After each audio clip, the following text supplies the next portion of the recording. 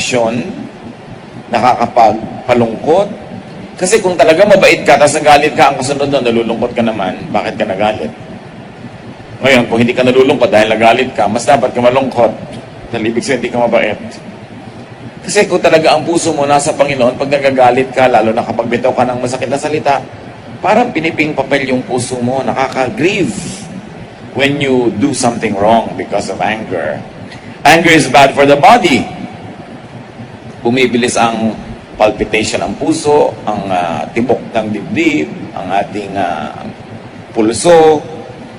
Maraming nangyayaring nakakasira sa kalusugan pag ang tao ay galit. Anger definitely harms the body. So body, soul, and spirit are all affected by anger. Well, it might be impossible to eliminate anger, but it could be minimized. Siguro naman talaga, nasa kabilang buhay ka na para mawalan ka na ng kapasidad na magalit. Pero dapat, konti na lang. Lumiliit na lang yung nagpapagalit sa atin, umiiksi na lang yung panahon na galit tayo, at kumukonti yung dahilan para tayo magalit. Now, how do we minimize anger? Siyempre, we are changed from glory to glory. We become more and more like Jesus. We become more and more God-like. Therefore, we become less and less prone to anger. Most anger is caused by what people do.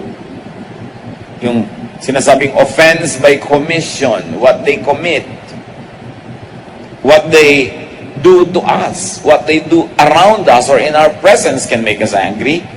Also, most anger is caused by what people not do.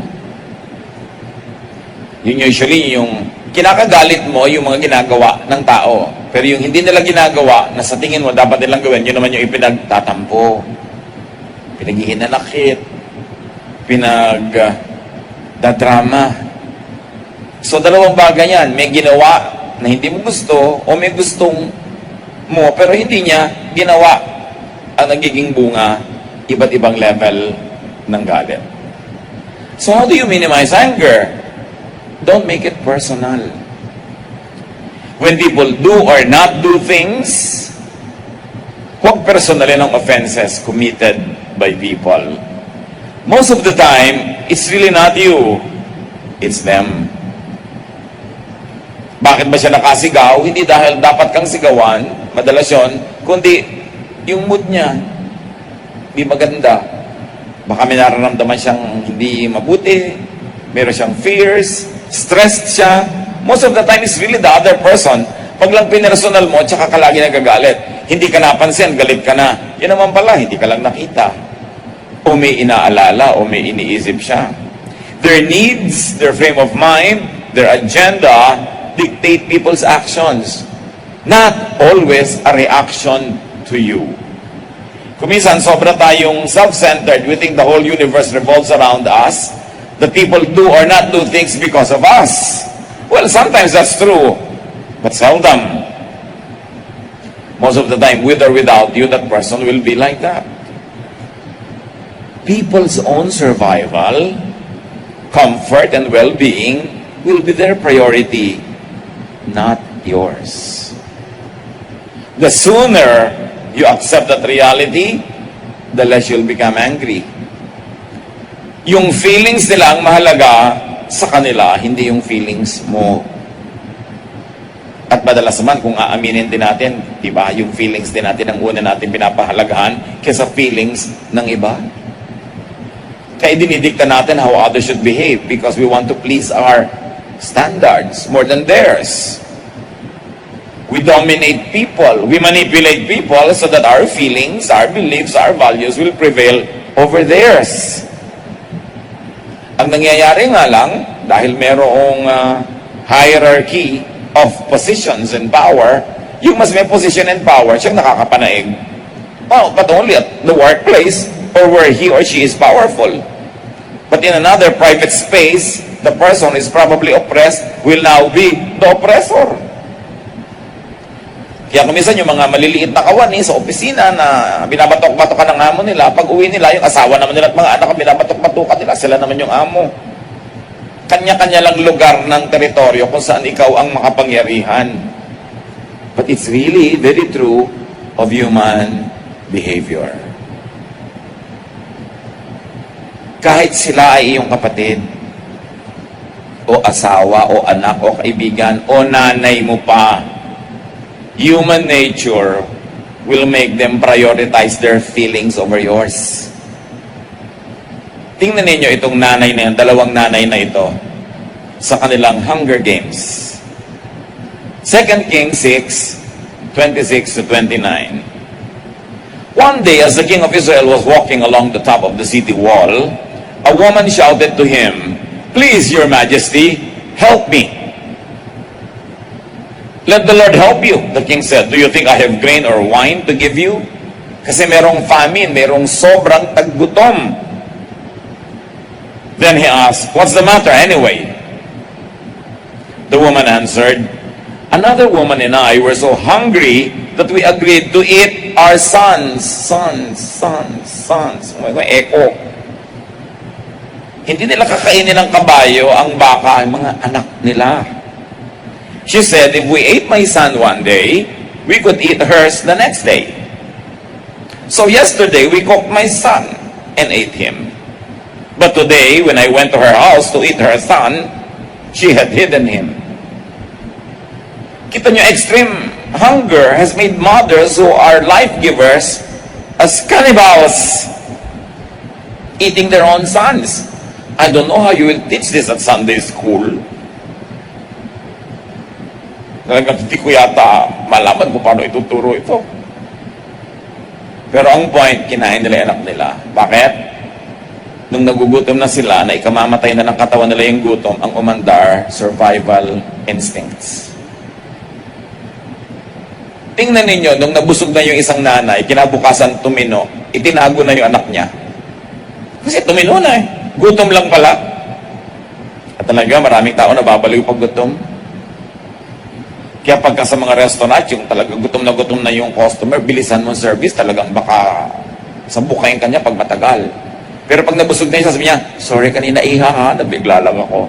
Pero kanina gusto ka na niyang kainin. Ang tao na iiba. We are affected, no? By many things. People's behavior can be so powerfully affected, distorted, dictated by many things. One of them, the liver. Did you know that the center of a person's emotion is the liver? Not the heart. Naging symbol lang yung heart kasi parang sinisikip yung dibdib mo pagka nagagalit ka, may nararamdaman kang luwag pagka masaya ka. Pero ang totoo, it is the liver that controls your emotions more than the heart. Kaya pag ang tao magagalitin, sabi mo, may sakit ka sa atayan, no? Baka mapagkamala kanyang propeta. Kasi sabi niya, "Oo nga, ba't mo nalaman?" Kasi masyado kang emosyonal. Masyado kang magagalitin. Masyado kang mabilis magtampo. Usually, may sakit sa atay. People's behavior can be so powerfully affected by testosterone, sexual drive. Kaya yung mga rapist, matapos gawin yung pinaka-masama nilang pwedeng gawin, mamaya, iiwan ka rin niya dahil tapos na yung appetite niya. Naiba na yung body chemistry niya. It's all about chemistry. People's behavior can be so powerfully affected by blood chemistry, like mood, strength.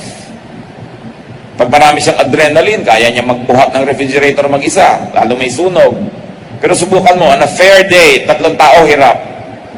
Naiiba ka eh. Dahil yung nararamdaman mo, may threat. You're affected by brain electrical activity. Kaya may mga tinatawag na temporary insanity. And of course, you are so powerfully affected by internal and external forces, even the tides. Kaya may mga taong iba ang mood pag lusaw ang buwan. Meron naman lumilipad pag buo ang buwan. Iba-iba. Kanya-kanya. But we are affected by the environment. So, hunger also can affect people. Alam niyo kung bakit halimbawa yung mga senior citizens, iba ang pila sa mga fast foods. Akala nyo dahil lang matanda, akala mo naman kung sino na dapat maunang iserve. Kasi maraming matanda diabetic. Masamang magutom. Ikamamatay pagka nag-hypoglycemia, bumaba masyado yung sugar. No? So kailangan pagbigyan mo, madaliin mo na yon. And people are changed by survival instincts. We have heard of many stories of cannibalism, of both people escaping repressive regimes and many people riding on rickety boats. Tapos mawawalan sila ng gasolina o makina sa gitna ng dagat. Pagkakadagutom-gutom na sila doon, namimili na sila kung sinong una nilang kakainin. You could be the next sashimi. Pagka nagugutom ang mga tao at walang personalan. Diba? People could be very powerfully affected by their genes, by their nature. May likas ang tao. Bata pa lang, kita mo na.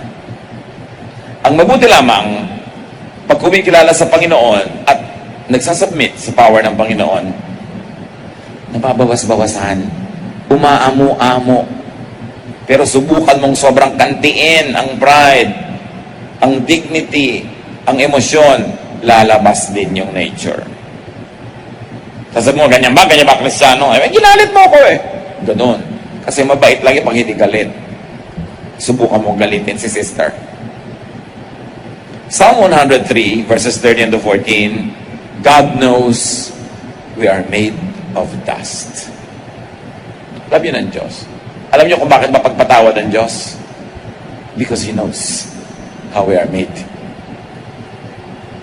People do not always mean what they say. Sometimes you get angry because of what people say. But people don't always mean the words that come out of their mouths. Minsan, nabibigla lang. O kaya dala ng galit o pride kung ano-ano pinagsasabi. O may audience, may nanonood, nagpapasikat lang siya, pero kung kayong dalawa lang nag-uusap, hindi naman yun ang sasabihin niya eh. O may mga insecurities o fears, mga takot, and because of that, they become overly defensive, which could become, they become so overly defensive, which could become offensive. There's a very thin line between defense and offense. At pag ang tao threatened, hindi siya secure, madali siya magalit. Kaya yung mga hindi secure about themselves, about how much they are loved, selosa. Pero kung secure na secure, less ang pagiging seloso o selosa. People are always able to say, are not always able to say what they mean. That's what we mean. Hindi laging kaya ng tao na ipahayag kung anong tunay niyang darama. Hindi lang eloquent. So yung narinig mo, hindi naman pala talagang ganun-ganun yung gustong sabihin. Hindi lang magaling magsalita. Limited ang vocabulary, o hindi magaling mag-present ng mga ideas. So bibigyan mo yun ng pwesto sa puso mo bago ka magalit. People are not always able to do what they intend to do. Hindi ko mo napabayaan ka, ibig sabihin, pinabayaan ka. Sabi mo, lagi mo ko pinapabayaan. Hindi kita pinabayaan kahit kailanman. Kaya lang, napabayaan kita. Yung mga ganun eh. Bakit mo ko tinapakan? Hindi kita tinapakan. Natapakan kita. Diba magkaiba yun? So hindi ko mo nagawa, sinasadya. At kung mo may sinasadyang gustong gawin, eh hindi naman laging nagagawa. Kasi nagkakamali. Nagmimintis, lumilihis ang tao. People do not always intend what they end up doing. Hindi lahat ng nagagawa, eh yun naman talaga ang balak gawin. So kuminsan, kaya ka nga napatay, hindi ka naman balak patayin. Eh pinrovoke mo, napatay ka tuloy. Kaya kahit sa court of law, iba yung premeditated murder, iba yung homicide, iba yung self-defense. Kasi magkakaiba ang pinagmumulan. Si Paul, iisipin natin, itong Paul na to, model na to ng pagiging maka-Diyos, etc., etc. Pero anong sabi niya sa Romans 7:15-20? I don't understand why I act the way I do. I don't do what I know is right. I do the things I hate. I know that my selfish desires won't let me do anything that is good. Even when I want to do right, I cannot. Instead of doing what I know is right, I do wrong. And so if I don't do what I know is right, I am no longer the one doing these evil things. The sin that lives in me is what does them.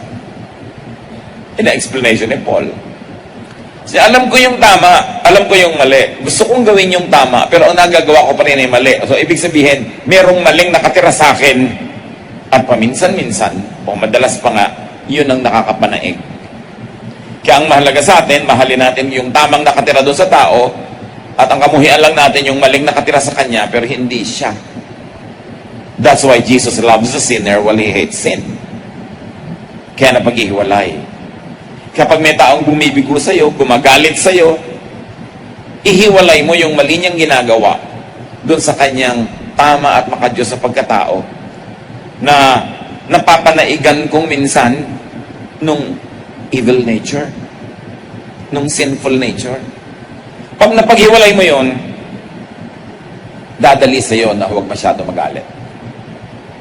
Kung kilala mo mga ninuno ng asawa mo, may ninuno siyang mabait, pagka ang bait-bait niya, ito yung genes ng lola niya. Pag bigla siya naging violente, ito yung genes ng isang lolo umaandar. Kasi maraming genes na nakatira sa atin. Ilan ang kamag-anak nyo, ilan ang lolo at lola nyo, pag binalik nyo kay Eva at Adan, di ba ang dami nun? So paminsan-minsan, nananaig ka nun, kaya paminsan kahit magkakapatid, magkakaiba na ugali. Kasi ang daming pwedeng pagkunan sa genetic pool. Kaya dapat maunawain ka. Can a leopard change its spots? Can an Ethiopian change his skin? Sabi sa Bible, the obvious answer is no. Dapat matuto tayong tumanggap ng likas at natural sa ating kapwa. Asahan natin na sa tulong ng Panginoon, yung mga rough edges ay maging smooth, yung mga pangit na ugali ay ma-minimize, pero it is unrealistic to expect sainthood from humans. We can only be saints once in a while with a whiff of the wind, with the twinkling of an eye. Then suddenly, that nature that Paul talks about as his sinful nature can prevail. At pag mag-aasawa kayo, yayakapin nyo, tatanggapin, mamahalin the two natures. Kasi hindi mo pwedeng paghiwalayin yun eh. Hindi pwedeng hatiin ng tao. So, laging pag may nagpapakounsel sa atin, handa ka na ba magpakasal? Opo, handang-handa.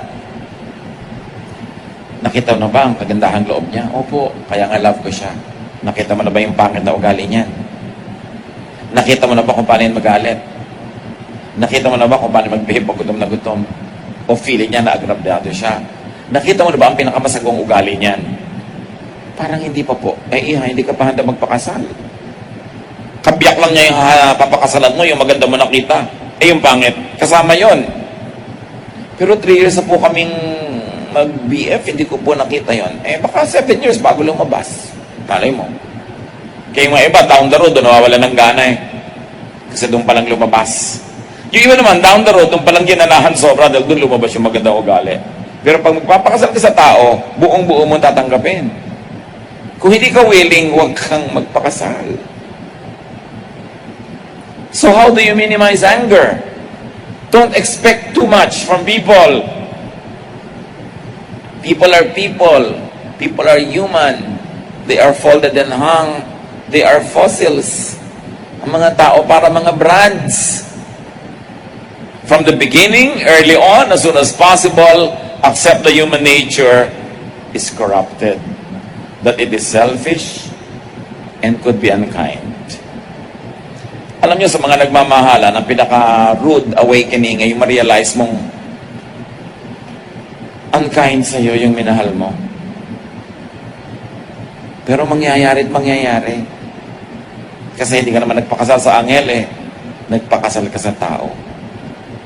Genesis 6:5, the Lord saw how bad the people on earth were, and that everything they thought and planned was evil. Nakita na yun ng Diyos. So yung human na yun, pwede mo maging father or mother. Hindi mo ka magulang, mabait sa anak. Pwede mong brother or sister yan. Or son or daughter. Sarili mong anak, pwedeng hindi maging mabuti sa iyo eh. Pwede yan yung friend mo, neighbor, schoolmate or workmate, subordinate or superior, people you meet and coexist with every day. Anybody, everybody is human. Mas maaga mong matanggap, mas luluwag sa dibdib. When that sad truth emerges, remember what the Bible says about human nature, that God sees that all they think of is doing evil. Then understand people and forgive. Mga kapatid, yan ang pinakamalalim na balon na pwede mong paghanguan ng pagpapatawad. Yung ma-realize mo na ang tao ay tao. That we are made of dust. John 8:32, truth will set you free.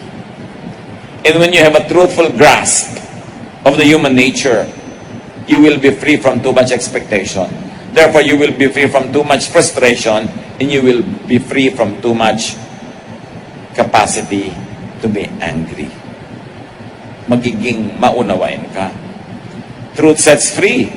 Truth sets you free. And others free also from your unrealistic expectations. Kaya ka lang naman nagagalit, yung expectation mo unmet. So minimize your anger. Don't give too much if all you expect is appreciation. Kung magbibigay din lang kayo, ang inaasahan nyo pala ay papuri, pasalamat, pagtanaw ng utang na loob, eh huwag na lang kayo masyado magbigay kasi mabibigo kayo. If all you expect is gratitude, remembrance, payback, profit, or gain, or even love, your expectation could be the cause of your pain. Because people are generally ungrateful. Luke 17:17, the Lord healed 10 people who were lepers. Only one returned to thank Him. Jesus asked, weren't 10 men healed? Where are the other 9? If you're going to base your statistics on this verse, it means 90% of people are ungrateful. Hindi lahat ng pinaaral mong pamangkin, maaalala ka. Hindi lahat ng tinulungan mo, maaalala ka. Hindi lahat ng pinautang mo, magbabayad. 10% lang ang grateful, according to this, kung gagamitin mong basihan. Check your life. Sabi niyo, oo nga, totoo ba to? Or not? Ngayon ang tanong, kayo ba'y kasama doon sa 10 o sa 90? Baka naman ang galing-galing natin mag-isip ng mga ungrateful, yung pala tayo rin. Huwag kang masyado magpakamartir kung magtatanim ka lang dahil umaasa ka nga ani. Totoo. Sabi sa Bible, lahat ng nagtatin may umaani. Pero, magtira ka sa sarili mo. Kaya marami kang itinatanim na buto kasi hindi lahat ng buto tumutubo. Kaya dinadamihan mo yun. Kaya maliliit na isda, sama-samang lumangoy kasi pag kinagat sila ng mga pating, kinain sila ng mga kung ano-ano, sa dami nila, busog na yung kumakain, hindi pa siya, titigil na, may matitira. Pero merong makakain para kung hindi ka ma-appreciate, hindi ka mamahal, hindi ka masuklian o magawa ng mabuti, eh hindi sasama ang loob mo. So meron kang mahal na mahal ngayon, bigay todo mo, pati savings mo. Eh, pag hindi ka minahal niyan, okay lang ba sa'yo? O, syempre hindi. Di mo bibigay lahat. Di pala okay eh. Dahil malamang, di niya ibabalik. Marami na tayong nakilalang kawawa mga paraluman, nakipag-joint account pa sa mga nobyo. Tapos tinakbuhan, dala ang passbook. Iiyak-iyak. Ano kalungkot mo iya? Yung passbook mo o yung kalungkutan? Pareho po. Wawa ka naman. Kaya nakikidjoint ako sa mga nobyo-nobyo hanggang hindi kayo kasal. Kasal na nga, nadedenggoy ka pa kumisan eh. Diba? Ngayon, kung willing ka naman maging martir, hindi ka sasama ang loob, sige, bigay mo lahat. Pero kung umaasa ka ng sukle, kapalit, eh huwag may bigay lahat. Kasi paano ka nabigo ka? Magtira. Totoo, pag may itinatanim, may aanihin. Pero ang ani mo ay hindi laging galing dun sa punong itinanim mo. Kumisan, tanim ka ng tanim dito, yung pala sa iba ka aani, doon ka binibigyan ng Diyos. Marami sa punong itinatanim mo, hindi mo mumunga ayon sa inaasahan mo. Madalas sa ibang puno ka aani. Kaya ang mahalaga rin naman mga kapatid, dapat payagan yung may umani sa inyo kahit yung mga tao hindi sa inyo nagtanim. Kasi aani rin kayo sa taong hindi nyo taniniman. Ang suma total niyan, nagtanim ka, aani ka. Pero huwag mo laging asahan na yung specific tinaniman mo na doon ka aani. Madalas hindi yun ang katotohanan. Pero kung gusto mo maging bayani o martir, be prepared to be ignored or forgotten, kahit walang thank you, sige, bigay mo todo. Kailangan lang alam mo kung anong pinapasok mo para hindi ka nagsisisi o naninisi pagkatapos. O ang dami-dami babae nagtiwala sa nobyo, ibinigay ang lahat-lahat. Hindi pa nagyageray, nakasuko na ang bataan. Pagkatapos sinakbuhan, iiyak-iyak. Kasi nagtiwala ka. Alam nyo ba na yung nagtitiwala lang ang nadudenggoy? At ang pinagtitiwalaan nyo lang ang pwedeng manloko sa inyo. Kasi yung hindi nyo pinagtitiwalaan, walang chance. Therefore, ang pinagtitiwalaan nyo, ang mga number one sa suspects nyo, na mangloloko sa inyo. Kasi yung hindi nyo pinagtitiwalaan, paano kayo maloloko doon? Wala silang chance. Kaya huwag kang masaktan. Kung ibigay mo ng todo na walang hinihinging kapalit. Pero kung inaantay mo yung kapalit, huwag mo ibigay lahat para hindi ka sobrang lugi. Para, remember itong mga sinasabi ko mga kapatid, para sa giver, hindi sa recipient. Kung recipient ka, dapat may kitain sa'yo yung nagtanim sa'yo. Pinagtiwalaan ka, dapat maging trustworthy ka. Minahal ka, mahalin mo rin. Pero ang kausap ko ngayon yung nagmamahal. Na kung hindi ka minahal, ihanda mo ang loob mo. Para hindi ka galit. How do you minimize anger? Consider your giving to people a form of payback to God. Matthew 25:45, whenever you failed to help any of my people, no matter how unimportant they seemed, you failed to do it for me. So Jesus says, the reverse also, whatever you do to people, you do to me. So pag nagbibigay ka sa mga tao, ang isipin mo na lang, nagsusukli-sukli ka sa kabutihan ng Diyos. Therefore, dahil ikaw yung nagsusukli, dahil nauna ka nang nabigyan ng Diyos, hindi ka na nag-iintay na mabalikan ka pat mabayaran dahil ikaw nga doon nagsukli. And it is so sweet if, despite you not expecting something in return, people are gracious and are generous and are grateful and give you something back, pabalik-balik yung giving. Pwede ka magpasalamat talaga. Pero kung hindi ka man balikan at bigyan, ituring mong nagsukli ka sa Diyos. Tapos na, amanos. Considering hindi ka nagbibigay, kundi nagbabayad. O, nagsusukli. So you see, your attitude will prepare you to be angry or will prepare you not to be angry. And it all boils down to expectation, to reasons why you do things. How do you minimize anger? Remember your own shortcomings and need for understanding and forgiveness. Today you understand and forgive. Tomorrow you get understood and get forgiven. Today you don't understand and don't forgive. Tomorrow you don't get understood and don't get forgiven.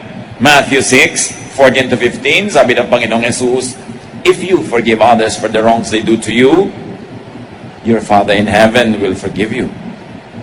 But if you don't forgive others, your Father will not forgive your sins.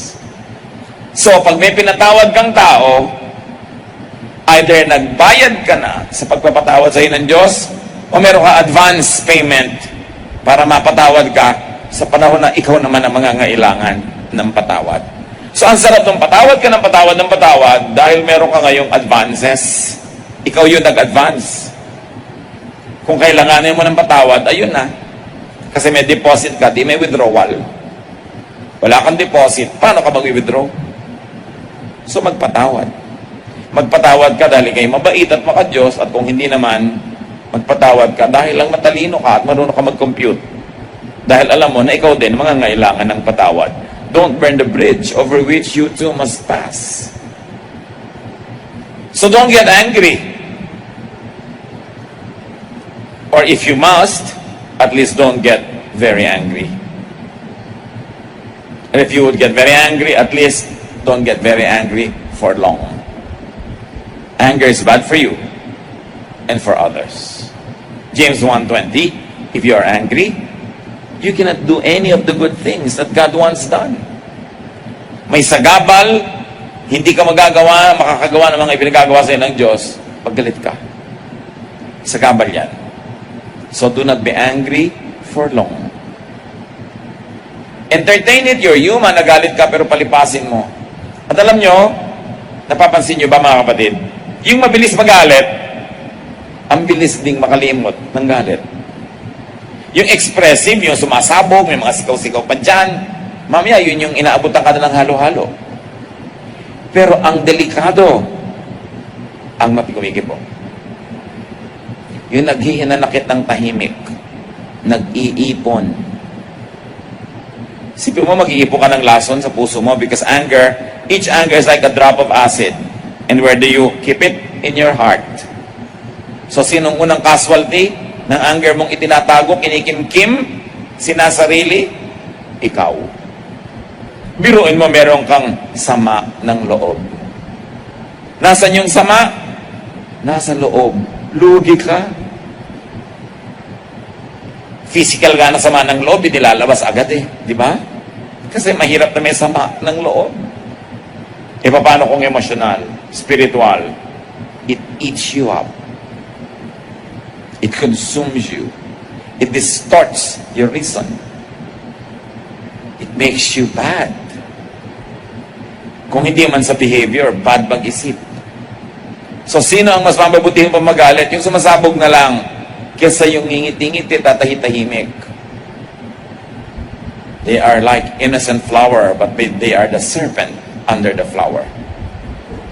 Kung tayo mga kapatid, mahilig sumama ang loob, maghinanakit, magkimkim, magtanim, baguhin natin yon. Because you cannot do godly work if there's anger in your heart. And it is bad for your health. Ephesians 4:26, don't get so angry that you sin. Don't go to bed angry.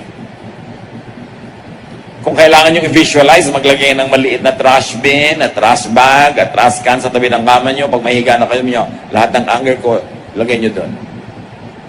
Ngayon, pagising nyo sa umaga, huwag nyo ng damputin uli. Hayaan nyo na, itapon na ang basura.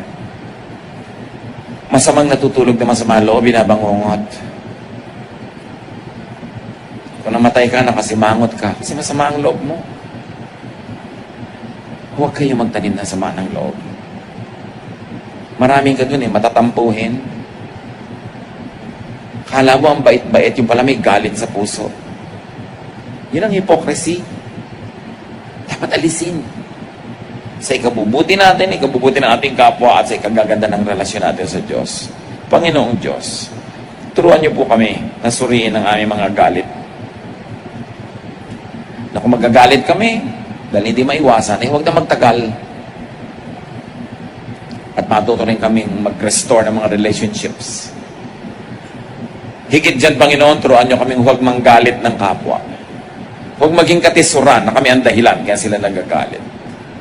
Make us sensitive to the feelings of others, especially people to whom we have duties to perform. Sa mga taong may pananagutan kami dahil sa relasyon, turuan niyo huwag namin silang galitin sa pamamagitan ng pagiging tapat sa aming pakikitungo sa kanila. Suriin niyo kami, Lord.